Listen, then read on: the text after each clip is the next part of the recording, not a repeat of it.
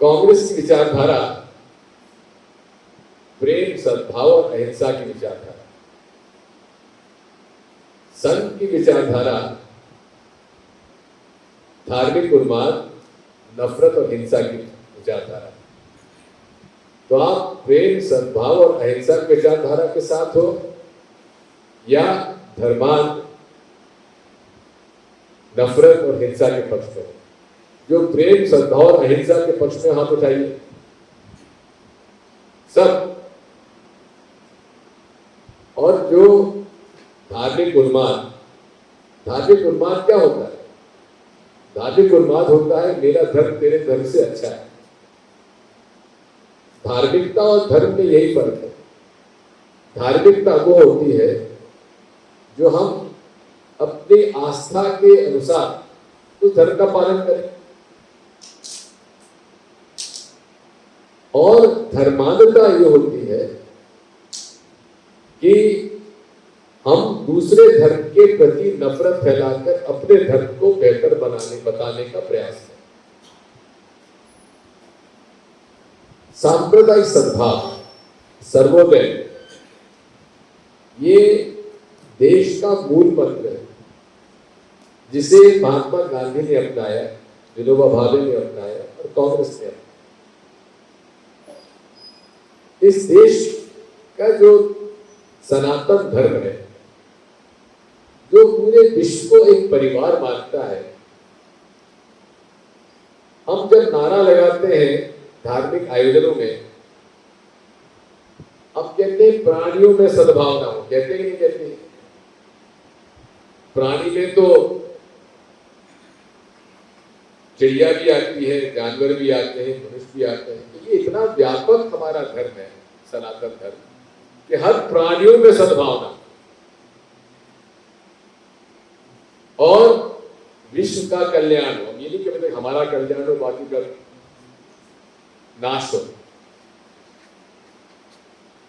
हम लोग इसीलिए कांग्रेस पार्टी धार्मिक पार्टी, जो धर्म को अपनाकर हमारा सनातन धर्म के अनुसार उसका पालन करते हुए देश को आगे बढ़ाना चाहते। और संघ जो है मूल रूप से दूसरे धर्म को अधर्मी बताकर, नफरत फैलाकर, देश का, भारत का दुश्मन बताकर अपना हित का वो प्रचार करते हैं। यही फर्क है। और जब भी आप इस बात को समझेंगे कि भारतीय संस्कृति, भारतीय इतिहास और सनातन धर्म क्या है, हजारों वर्षों से चला है। विश्व में सबसे पुराना कोई धर्म है तो हमारा सनातन धर्म है, जिसको हम हिंदू धर्म कहते हैं।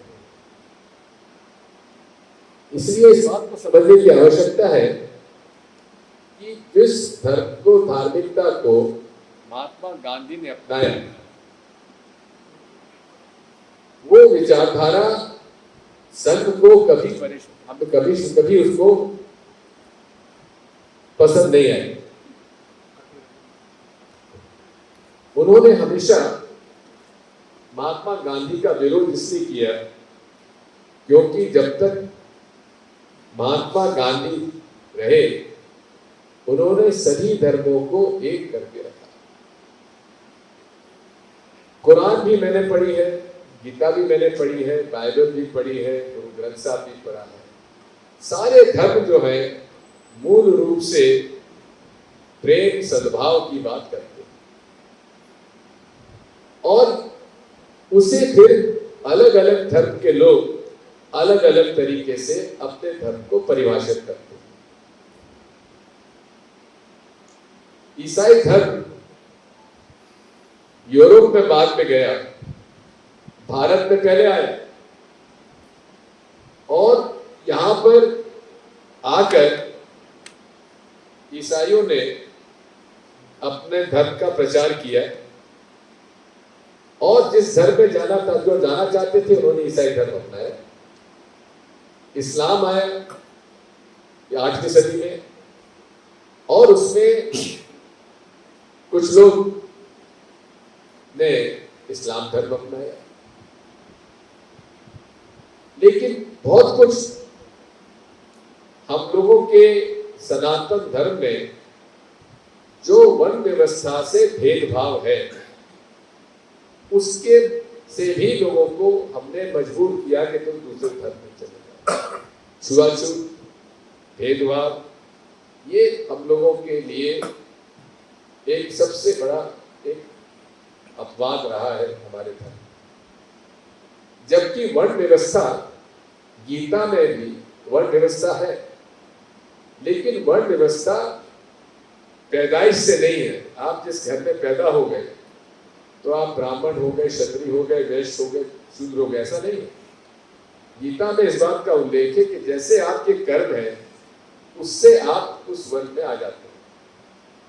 यदि दलित पढ़ा लिखा है, उसने जन्म भले ही, अब जैसे वाल्मीकि जी, वो एक आज के दलित की संज्ञा दी गई उस वर्ण में पैदा हुए, लेकिन ज्ञानी थे, रामायण। इस तरह से आपका कर्म ही आपका वर्ग तय करता है। लेकिन बाद में हमारे धर्म के संकुचित विचारधाराओं ने हमें धर्म और जातियों में बांट दिया, और इस बांटने से ही हमारे सबसे बड़े सनातन धर्म का थोड़ा नुकसान भी हुआ। लोगों को उसका उपयोग करने का प्रयास किया। स्वामी विवेकानंद जी ने हमेशा से इस बात को कहा है कि हर धर्म का रास्ता अलग है, नदियों का रास्ता अलग अलग है। पहाड़ से, घाटी से जाकर कई नदियां उनमें मिल जाती हैं और अंत में सागर में चलती हैं। यही धर्म है।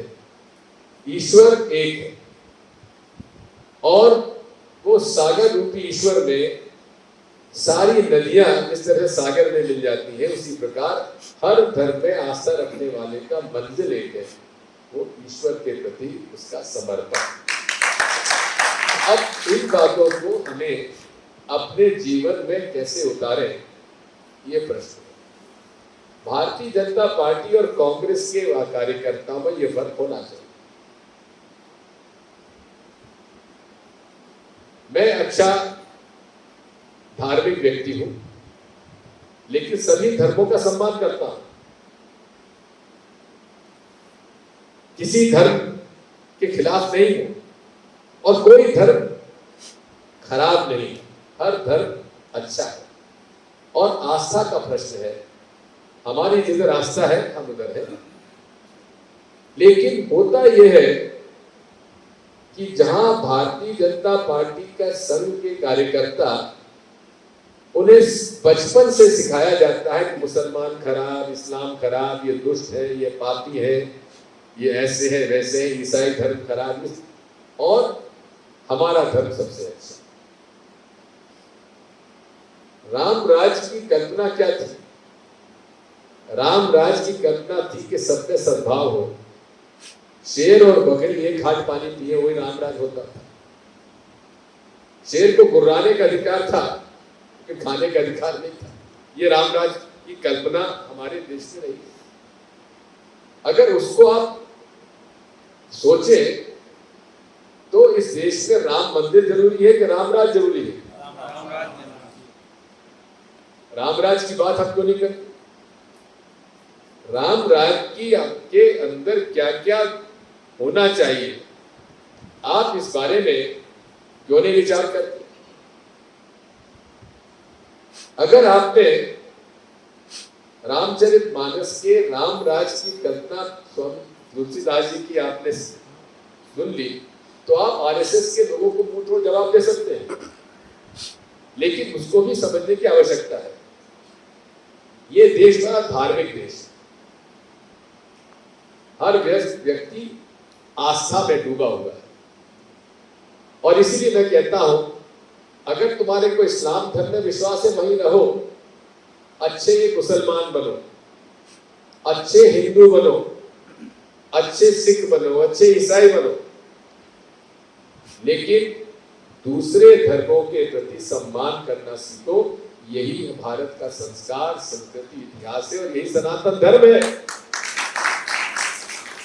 अपमान करने से आपकी प्रतिष्ठा नहीं बढ़ेगी।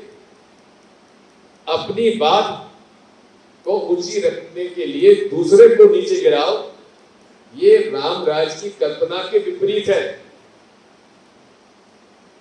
इसी बात को हम लोग समझाना चाहते हैं और ये हमारे सामने बड़ी चुनौती है कि आरएसएस जो पिछले 70-80 साल से कर रही है, जहर बोती चली जा रही है और जहर इतना गहरा हो गया है कि हम लोग खुद बड़े बड़े कांग्रेस के नेताओं को मैंने सुना है जो इस बात में बह जाते हैं कि राष्ट्रीय स्वयंसेवक संघ हिंदुओं का प्रतिनिधित्व करती है।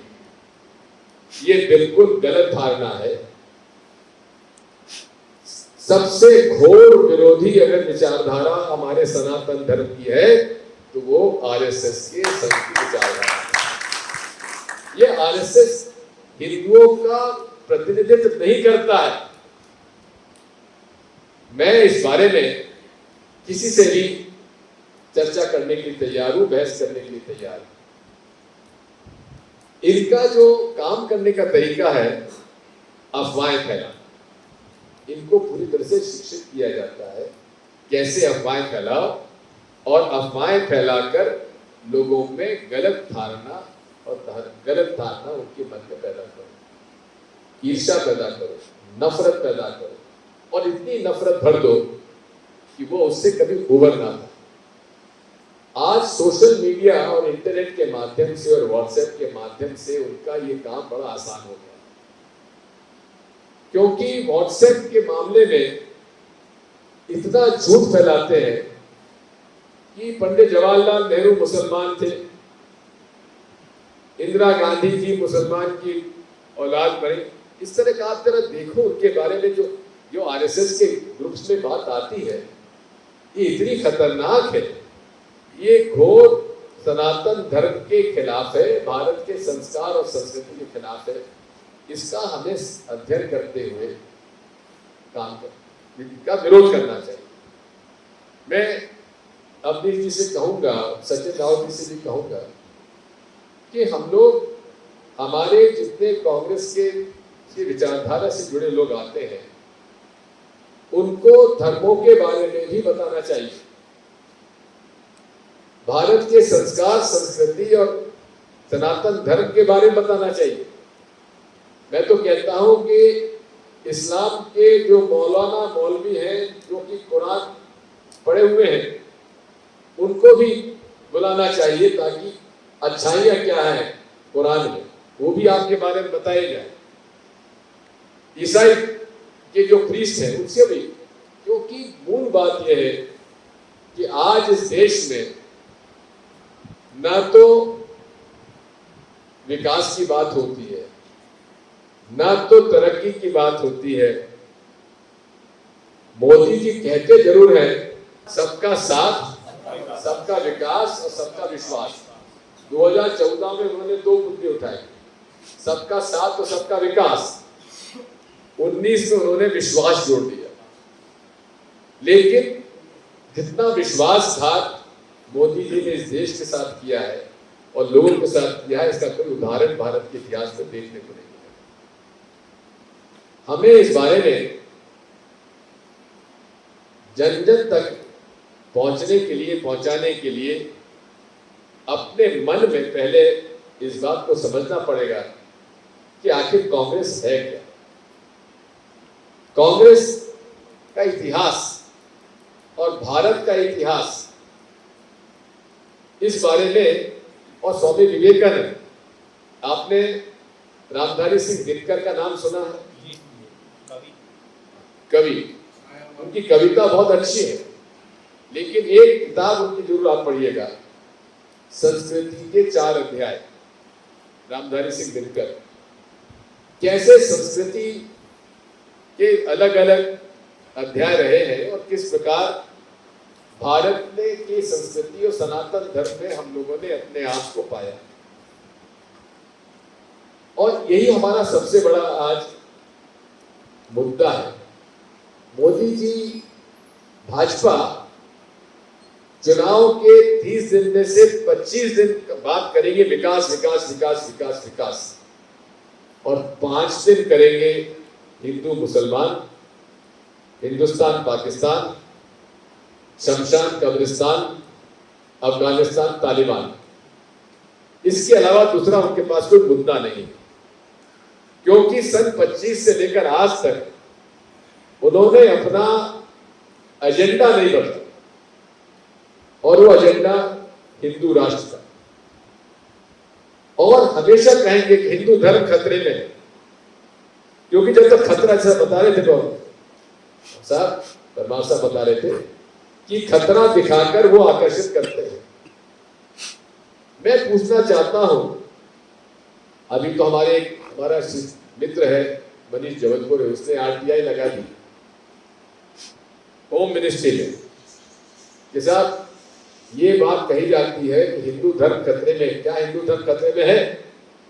तो गृह मंत्रालय ने उसे जवाब दिया कि हिंदू धर्म पर कोई खतरा नहीं, सब काल्पनिक है। अमित शाह जी की मिनिस्ट्री के गृह मंत्रालय ने लिखित में कहा है कि हिंदू धर्म पे खतरा एक काल्पनिक है, इसमें कोई सत्यता नहीं है। अगर ये बात अमित शाह कह रहे हैं तो उनकी बात ना मानो। ये आपको पूछना चाहिए भाजपा के लोगों से कि आखिर ये क्यों ऐसे बात करते हैं। दूसरा, इनका प्रचार गुप्त रूप से चल रहा है कि भाई देखो मुसलमान जो है 4 बीवी रख लेते हैं, 12 बच्चे पैदा कर देते हैं, इनकी जनसंख्या बढ़ रही है, हमारी जनसंख्या घट रही है। ये घर घर जाके प्रचार करते हैं। मैंने सबसे अच्छे से डेमोग्राफर, हम समझते हैं कि जो भी जनसंख्या का अध्ययन करते हैं डेमोग्राफर कहते हैं, अच्छे से अच्छे डेमोग्राफर से मैंने अपना इसमें जानकारी ली और मेरी वेबसाइट पर इसके डिटेल है। अभी 2-3 दिन पहले जो मैं कहता था उसी की बात की का उन्होंने, एक जो वॉशिंगटन का सबसे अच्छा थिंक टैंक है उसने भी इस बात को कहा है कि भारत में मुसलमानों की जन्म दर हिंदुओं से ज्यादा तेजी से घट रही है। 1947 में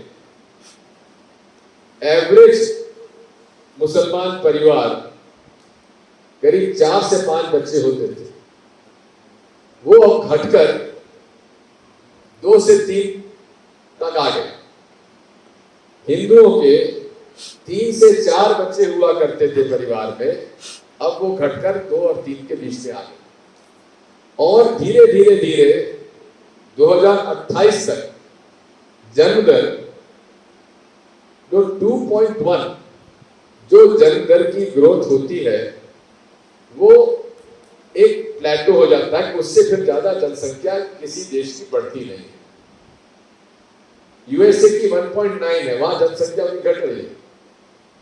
2.1 हमारी जन्म दर जो है 2028 तक आ जाएगी, जहां हिंदू और मुसलमानों की जन्म दर बराबर आ जाएगी। और उसमें इस बात पर हमको बताना है, किसी भी हालत में आज मुसलमानों की जनसंख्या 14.5 से 15% है, और यदि आज की जो जनसंख्या वृद्धि है वो बिल्कुल नहीं घटती है तो भी वो 18% से कभी ज्यादा इस देश में मुसलमान हो ही नहीं सकते। और मैं सब प्रमाण इस बात को आपके सामने प्रमाणित कर सकता हूं। और मैंने तो चुनौती दी कि मोहन भागवत जी आई, आप मेरे से सामने खड़े होकर बात करें। इसलिए आप लोगों को घर घर में इस बात को बात करनी पड़ेगी। आप चुप रह जाते हैं, आप भी मुंडी हिला देते हैं, इनसे बहस नहीं करते। अगर बहस नहीं करोगे तो कैसे पॉलिटिक्स करोगे? हर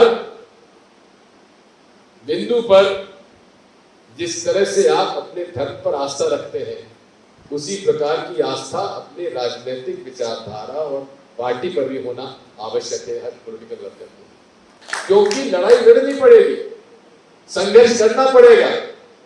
ये लोग देश के लिए खतरा है, ये देश को बर्बाद करने में तुले हुए हैं।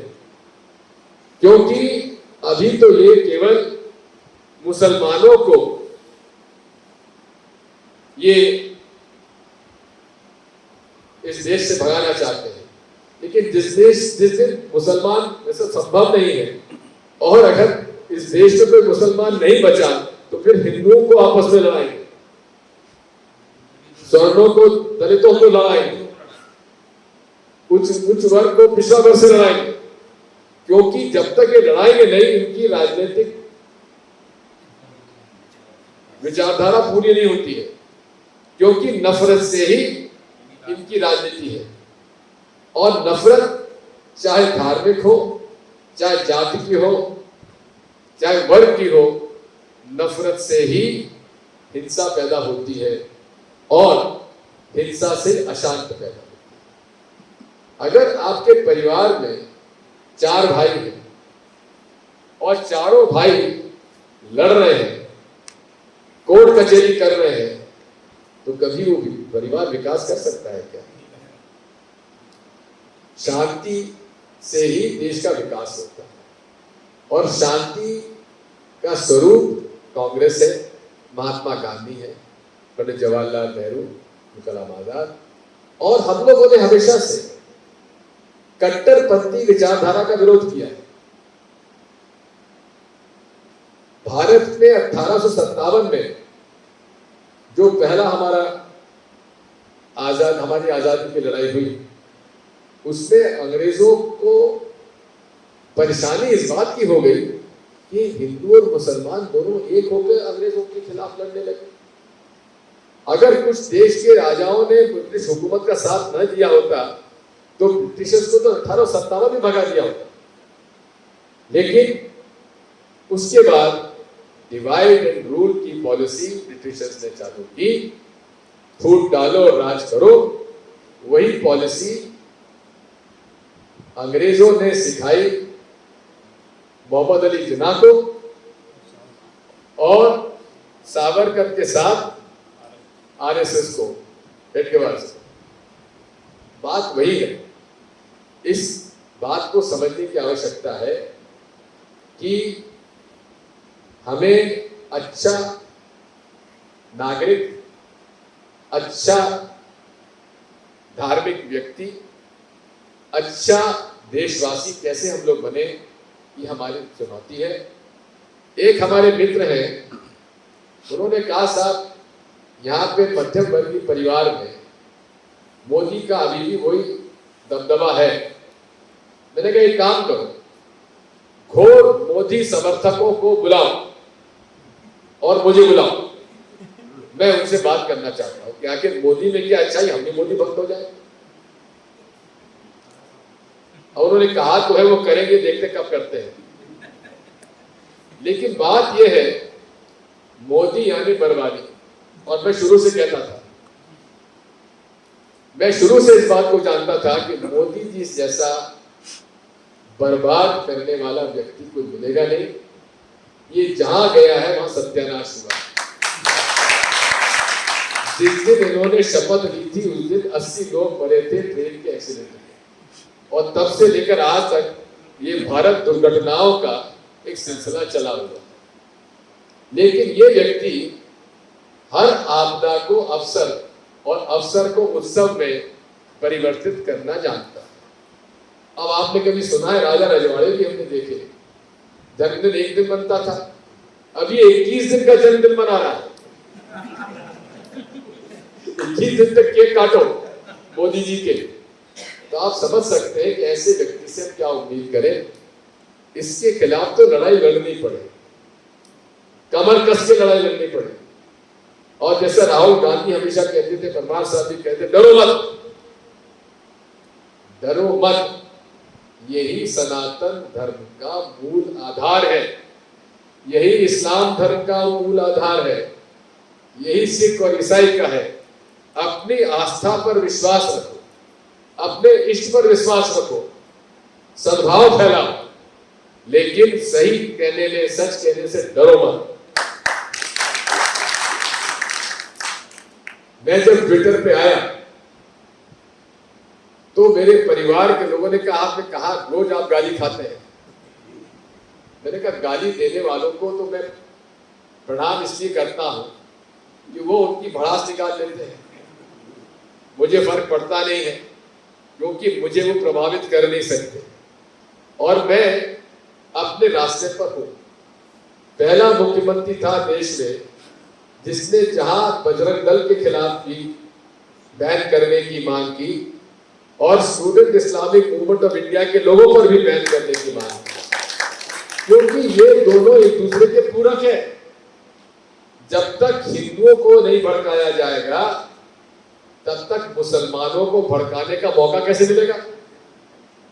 तो दोनों वर्ग आज आप देख ही रहे हैं, भारतीय जनता पार्टी हमेशा ओवैसी के साथ समझौता करती है और मुस्लिम क्षेत्रों में एमआईएम का कैंडिडेट जरूर खड़ा करती है। एमआईएम हैदराबाद की पार्टी है, तेलंगाना में पूरे चुनाव नहीं लड़ते वो लोग, आंध्रा में चुनाव नहीं लड़ते पूरा, तो बिहार में क्यों लड़ते हैं? उत्तर प्रदेश में क्यों लड़ते हैं? केवल मुसलमानों में को के बीच में नफरत पैदा करके वे अपनी राजनीति करते हैं और हम जो है उनको मौका देते हैं। बात यह है, आज किसी व्यक्ति पर पिटाई हो रही है,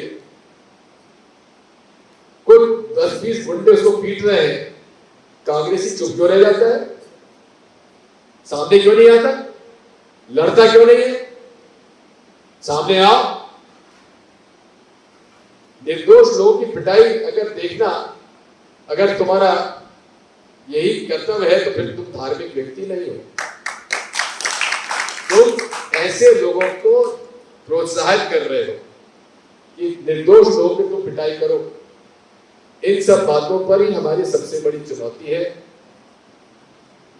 बातें तो बहुत सारी कहने को है, ज्यादा मैं समय नहीं लूंगा, लेकिन इतना ही मैं कहना चाहता हूं, मूल मंत्र यही है कांग्रेस का कि आप अध्ययन करो, सनातन धर्म का अध्ययन करो, स्वामी विवेकानंद को पढ़ो, तुलसीदास जी ने राम राज की कल्पना का क्या उल्लेख किया है, जरा उस पर सोचो, तभी हम इस धार्मिक उन्माद से लड़ पाए और तभी हम लोग भाजपा का मुकाबला कर पाए। क्योंकि ये तो केवल एक बिंदु पे चुनाव लड़ेंगे हिंदू मुसलमान, चाहे कितने विकास की बात कर ले, इनका विकास से कोई लेना देना नहीं है। हर चीज में तो हम लोग आज परेशान हो रहे हैं, खाने को मिल नहीं रहा, रोजगार खत्म हो रहा है, नौकरियां जा रही हैं, फैक्ट्रियां बंद हो रही हैं, लेकिन हिंदू धर्म खतरे में है। जब तक आपकी कर्मठता आपके विचार और आस्था में नहीं होगा, हम लोग इनसे नहीं लड़ सकते। लड़ाई लड़ने तैयार रहो, संघर्ष करने तैयार रहो। आज हम लोग विरोध करते हैं तो एक वन डे इवेंट हो जाता है, डंडे खा लेते हैं, पानी का बौछार झेल लेते हैं। ये विरोध केवल वन डे इवेंट है, इसको नहीं, निरंतर होना चाहिए। और एजिटेशन और मूवमेंट में यही फर्क है, एजिटेशन एक दिन का होता है और मूवमेंट निरंतर होता है। आरएसएस का मूवमेंट निरंतर है, हिंदू हिंदू हिंदू हिंदू हिंदू हिंदू हिंदू राज हिंदू राज हिंदू राज, उनका मूवमेंट इसके अलावा दूसरा कोई मूवमेंट ही नहीं है। उसको काउंटर करने के लिए भी आपको अपना कांग्रेस का मूवमेंट चलाना पड़ेगा।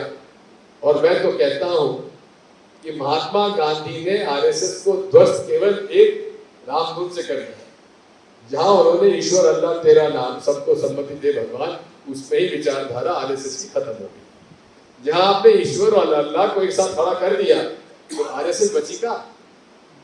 कांग्रेसियों को भी, आपको भी मेरी प्रार्थना है, अपनी आप, मैंने तो कहा लोग मानते नहीं है, मैंने तो कहा हुआ है कि मेरे कार्यक्रम जो हो उसमें कोई मंच पे ना बैठे, मैं खुद नीचे बैठूंगा और राम धुन से हमारी मीटिंग शुरू होना चाहिए। आज मंच की लड़ाई सबसे बड़ा खतरा है कांग्रेसियों के लिए, क्योंकि जो मंच पे नहीं बैठा वो कांग्रेस का विरोधी हो गया। हमको मंच पे नहीं बिठाया और माला हमको नहीं पहनाई, हमको पहनाने का मौका नहीं दिया। ये इन सब चीजों से बचो। इसलिए मैं अपने कार्यक्रमों में लिखता हूं कि मैं अगर जाऊं तो मेरा पोस्टर मत बनाओ, बैनर मत बनाओ। मैं जाऊं तो दिग्विजय सिंह जिंदाबाद ना बोलो। या कांग्रेस जिंदाबाद कहने में तुम्हें शर्म आती है? महात्मा गांधी, पंडित जवाहरलाल नेहरू के नारे लगाने में शर्म आती है? तीसरा, ये फटाके वटाके ना फोड़ो, दुनिया भर की फूलमाला मत व्यर्थ में लगाओ। बात वही है, कांग्रेस को जड़ पे काम करने की आवश्यकता है। हम लोग ऊपरी ऊपरी काम बहुत करते हैं, जड़ पे काम कम करते हैं। तो ये सर्वोदय मूवमेंट आपका जो है, ये जड़ पे नींव में काम करने वाले कार्यकर्ताओं का ट्रेनिंग प्रोग्राम है। और जब तक नींव पुख्ता नहीं होगी तब तक निर्माण कैसे करेंगे? आज सबसे बड़ी चुनौती हमारे कांग्रेस में यही है कि हम लोग अपने आदर्श विचारधारा पे प्रतिबद्धता हमारी नहीं है। मैं तो बधाई देता हूं राहुल गांधी, उनके खिलाफ मानहानि का दावा किया आरएसएस ने। हमारे बड़े बड़े वकीलों ने कहा कि आप कह दीजिए मैं एक स्टेटमेंट वापस लेता हूं। उनका बिल्कुल नहीं लूंगा स्टेटमेंट। मैं स्टेटमेंट पे कायम हूं कि आरएसएस की विचारधारा ने महात्मा गांधी की हत्या की। आरएसएस आपको मालूम है रजिस्टर्ड संस्था नहीं है, रजिस्टर्ड संस्था नहीं है वो, उसका कोई बैंक अकाउंट नहीं है। जो गुरु दक्षिणा आती है वो कहां जमा होगी? जब आप देखते हो गुरु पूर्णिमा पे आरएसएस का फंक्शन होता है तो दक्षिणा मांगते कि नहीं मांगते हो? वो कौन से अकाउंट में जमा होती है ना? वो कहते हैं भाई जी का खर्चा साल भर का है। भाई जी का खर्चा साल भर का। किसका? भाई जी का। प्रचारक के पैसे मांगते सर कि प्रचारक इन्हीं पैसों पे आते जाते हैं। बात ये है कि ये पूरा का पूरा पैसा जाता है संघ के खाते में और ये जो है पूरे तरीके से अवैधानिक रूप से ये काम करते हैं। अरे मनी लॉन्ड्रिंग करना है, सबसे पहले मनी लॉन्ड्रिंग तो आरएसएस के अकाउंट में होना चाहिए। जिस प्रकार से ये पैसा इकट्ठा करते हैं उसको शो नहीं करते। तो इन सब बातों को समझना चाहिए। और इनकी मेंबरशिप जब नहीं है, कोई आतंकवाद में आरएसएस का आदमी अपराध में पकड़ा जाता है तो कहते हैं हमारा मेंबर ही नहीं है। तो मेंबरशिप ही नहीं है तो मेंबर कहां से होगा? यहाँ पे ध्रुव सक्सेना पकड़ा गया, 14 लोग पकड़ गए आरएसएस और बजरंग दल के लड़के, और क्या कर रहे थे? आईएसआई के लिए पैसा लेकर जासूसी कर रहे थे। उनके खिलाफ शिवराज सिंह जी ने राष्ट्रद्रोह का मुकदमा क्यों नहीं चलाया? आईटी एक्ट में बंद किया, राष्ट्रद्रोह का मुकदमा नहीं चलाया। और वही राष्ट्रद्रोह का मुकदमा हमने चालू करने का प्रयास किया, इतने में सरकार हमारी गिर पड़ी। लेकिन जिस दिन सरकार आ गई, मैं तो आखिर दम तक व्यापक की लड़ाई और राष्ट्रद्रोह जो लोग हैं उनके खिलाफ लड़ाई लड़ूंगा। और आज आप देख रहे हैं किस प्रकार पूरे देश में, गांव में, मोहल्ले में ड्रग का सेवन बढ़ गया। पूरी नौजवान हमारे आज बिगड़ रहे। अब आप देख रहे हैं कि मुद्रा पोर्ट में वहां पर 21,000 करोड़ का ड्रग पकड़ा गया। 21,000 करोड़ का एक बार। अब बताओ साल भर में कितना आया होगा समझ लो। और ये कहां गया होगा और किसकी जेब में गया होगा? आज ही गौरव पालनी हमारा आईटी सेट का है, एआईसीसी का, आप उसका जाके देखिए, उसने 13 प्रमाण दिए जहां भाजपा के लोग ड्रग का व्यापार करते पकड़े गए, भाजपा के। अरे कांग्रेस का तो एक आदमी बता दो। बात यही है, इनको पैसा चंदा तो वसूल करते ही है, इनको ड्रग का पैसा भी आता है और न जाने कहां कहां किस प्रकार से ये लोग चंदा बांटते हैं। इसलिए जिस दुश्मन से आप लड़ रहे हो वो साधारण दुश्मन नहीं है, वो आपराधिक प्रवृत्ति का दुश्मन है। वो किसी भी तरह से आपसे लड़ाई लड़ने के लिए हर हथकंडे अपनाने के लिए तैयार है। माया अब हो गई है, पहले तो उनके पास माया नहीं थी। मायावी तो है ही वो। मायावी तो रावण ने भी मायावी से सीता का हरण किया था। प्रश्न इसी बात का है कि कमिटमेंट रखो। मुझे दुख होता है जिनको पार्टी ने सब कुछ दिया, कहां से कहां नहीं पहुंचाया, आज वो नाराज होकर कांग्रेस छोड़कर भाजपा में शामिल हो जाते हैं। बात वही है कि कितना शोषण हुआ है, आप इसका अंदाजा लगा सकते हैं। और उस गांधी परिवार के बारे में ये बोलते हैं जिसके दो लोग ने शहादत दी इस देश की। इंदिरा गांधी ने भारत को एक रखने के लिए क्या नहीं किया? अगर वो एक्शन नहीं लेती तो खालिस्तान बनने से रोक सकते थे हम लोग। अगर राजीव जी ने श्रीलंका में अगर हस्तक्षेप नहीं किया होता तो क्या तमिल लोग बढ़ जाते?